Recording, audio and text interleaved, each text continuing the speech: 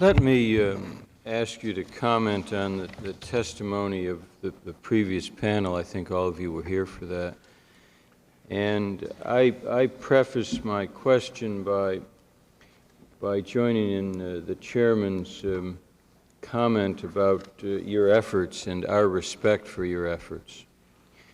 Perhaps you're the wrong people to ask these questions, the larger budget issue questions. From my own opportunity to serve in the federal government before the Congress and the executive, I came to realize that there are restraints on your ability to comment if you're not running the show at the top. But let me ask you anyway, and if you can't answer, then don't, rather than shading the response because of your responsibilities within the hierarchy. You heard Dr. Hirsch's comment. He's a grantee, is he not? So let me just refer to his testimony, which was really joined in by the others on the panel. He applauded the effort, as you know, the awarding of the grants, not only to him but the whole program, but characterized it as a beginning and at best is only a drop in the bucket, and said that it's a national tragedy that so few patients are now in controlled trials. What's your response to that? Well, I would like to have Dr. Fauci and Dr. Broder both comment on this, but I would like to say that it isn't simply a matter of budget, or it isn't simply a matter of how much money is available. It's also the availability of drugs, it's all the candidate drugs, and it's also the availability of centers that are required. Tony? Yeah, I think it's a very complex situation. When people ask me about doing enough, it's very difficult to evaluate just what is enough when you're in a situation where there are a lot of other factors that you have to take into account within the constraints of what's available with regard to resources. I guess the answer to what's enough is when you have the thing licked and it's cured. I mean, then it's enough. But prior to that, you can never say that you have enough, but you still have to work within a certain system, and that's what we're trying to do. What does that mean? Work within a certain system? Our job and your job is to some extent to create the system, isn't it? It's to make an estimate of what can be adequately spent within a given period of time, given the availability of investigators or what have you, and to make a good guesstimate on that and to try and get as much of that as you possibly can. Whether or not that's enough, I don't know. I guess, like as I mentioned, enough is when you cure the disease. But you said it's your job to estimate what funds could be effectively implemented in terms of researchers, in terms of the drugs. Now, the testimony of the previous panel is that there are adequate research facilities to go significantly beyond what was announced yesterday. Do you challenge that? There are a significant amount of facilities that are available. Yes, I think that beyond those involved. Yeah, there are likely a number of investigators who could adequately be employed in this effort. Okay, and in terms of drugs, the testimony of the previous panel was that there are a dozen promising antiviral drugs. Are we, with the program announced yesterday, utilizing fully all available drugs and drug supplies? Are we bumping against all reasonable limits? Yeah.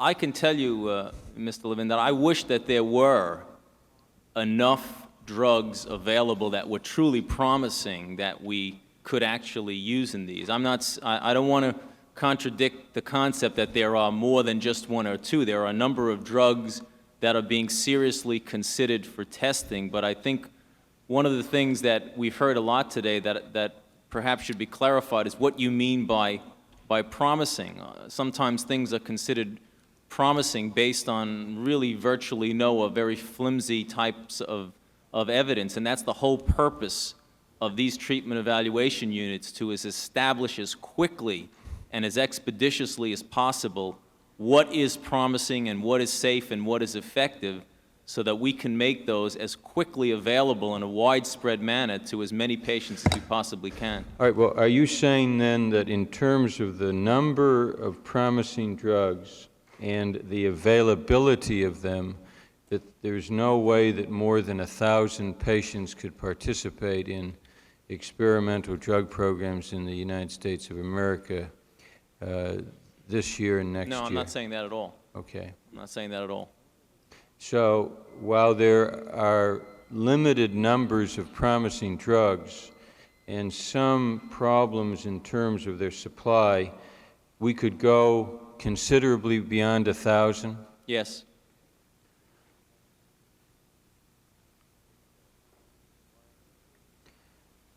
Okay. Why aren't we doing it? There are a number of reasons, as alluded to by Dr. Dowdle. He might want to comment on that. But you've heard a considerable discussion this morning about the idea and the concept of a controlled study. It takes, as all four of the scientific witnesses said, it's a very complex, highly sophisticated machinery that gets put into effect when you are testing in a scientifically controlled study a given drug. And it is logistically very difficult to marshal viral isolation capabilities, molecular biological capabilities, immunological capabilities widely throughout the country, even though there are competent investigators. So I think it's important to distinguish between something that's real and should be addressed, and that is making available a drug to larger numbers of people in less of a highly sophisticated study, versus studying in a very well-controlled, highly sophisticated way a limited number of drugs. So you really have to make that distinction. All right, make that distinction. Is it your testimony that we are today utilizing all of the facilities available in America that could provide that kind of controlled research environment? No, we probably could do some more. Why aren't we doing it?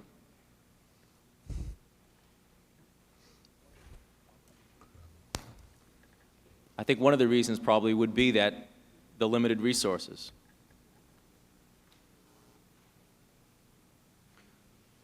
Money. That's a resource. Okay. But you're talking about funds. Yes. Okay. It's important all of us in the public service try to speak language everybody can understand, and I don't mean that in a disrespectful way. Well, that states it rather simply, clearly, and it's not my point to say the only issue is money. It isn't. But it's also to make it clear that we're dealing with a deadly disease. It's inevitably fatal. And we're dealing with a disease, let me ask you this, your projections are that it's going to get worse before it could become better, is it not? Right. Do you quarrel with Dr. Hirsch's summary that there are today 10,000 living patients with AIDS, 100,000 with AIDS-related disorders? Is that about right? He's quoting Public Health Service numbers, yes. And only 1,000 will be participating in this program. Well,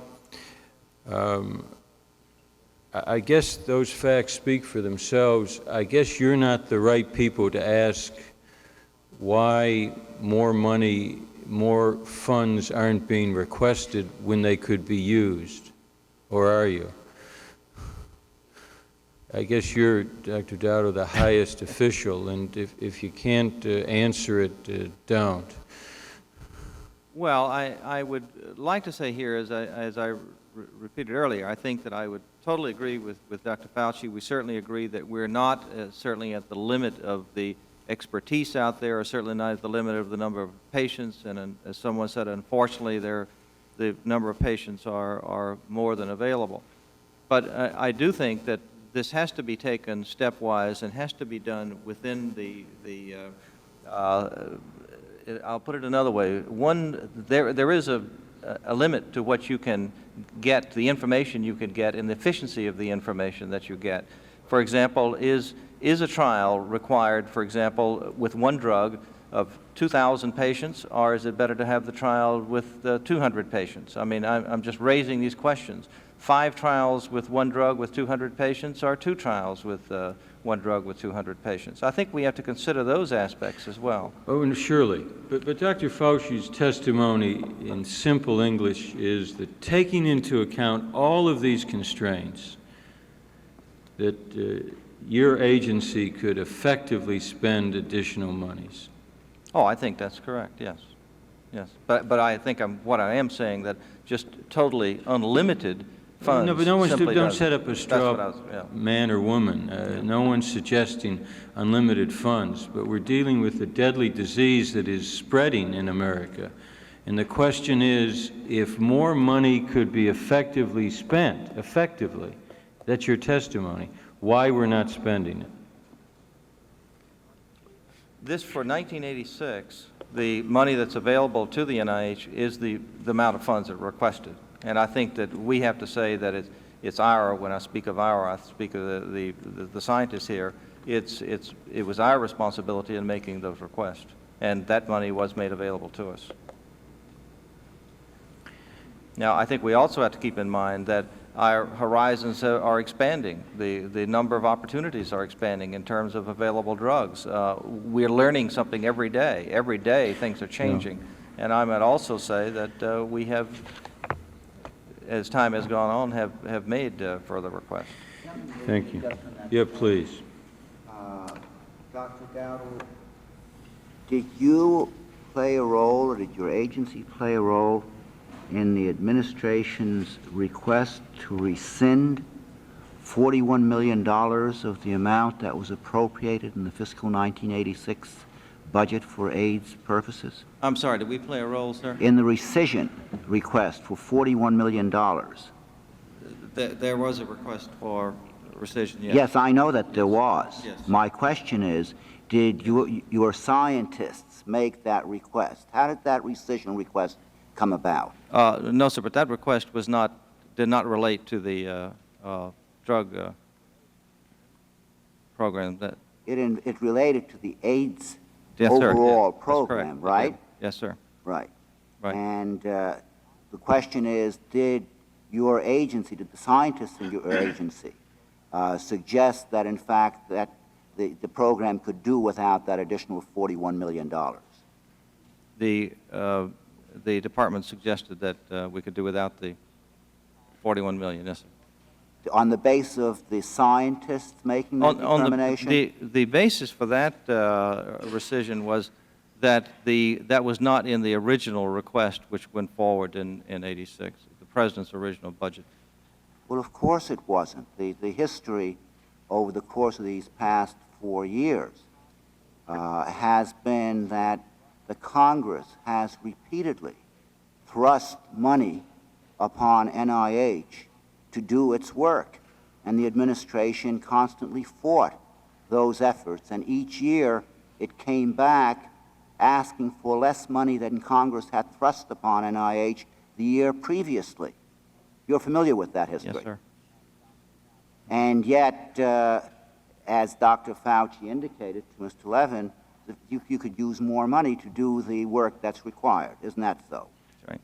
And as Dr. Fauci indicated, indeed, Dr. Hirsch was quoting public health service figures. I was quoting public health service figures in the opening statement that I made, projection that over the course of the next 5 years,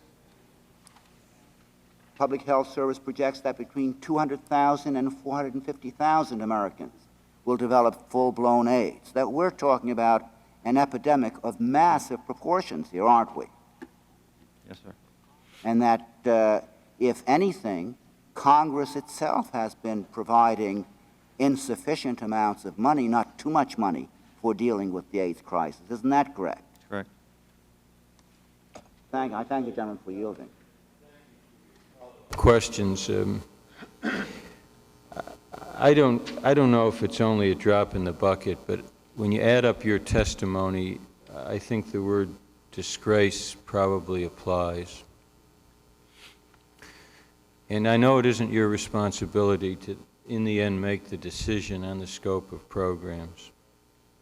But I think we had all better wake up to the threat this poses in individual human terms as well as national terms.